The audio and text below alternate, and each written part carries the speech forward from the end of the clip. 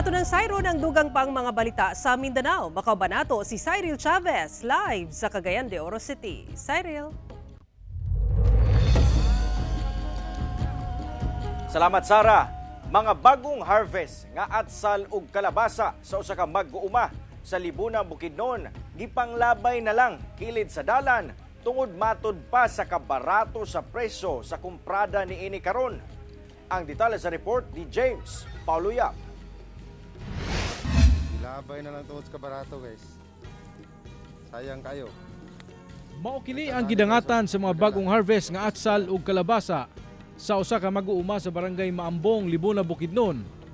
Gipangyabo na lang kilid sa dalan ang maong mga gulay aron mapuslan sa mga buot mukuha. Sigon sa uploader sa video nga si Junjun Akla, nga gibiyaan na lang kuno sa tag-iya ang maong mga gulay tungod sa kabarato sa presyo niini. Nasayran nga gikanaog sa tag-iya ang mga gulay aron i-deliver sa ilang komprador.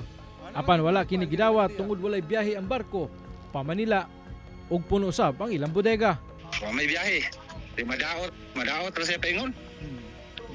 Motong gi kuan gibali sa bodega, gipabaklod kayo sa bodega po to, mga lata ram to dito. Gibana-bana ang moabot kuno sa halos usa ka tonelada ang gilabay nga mga atsal ug usa ka elf truck nga mga kalabasa.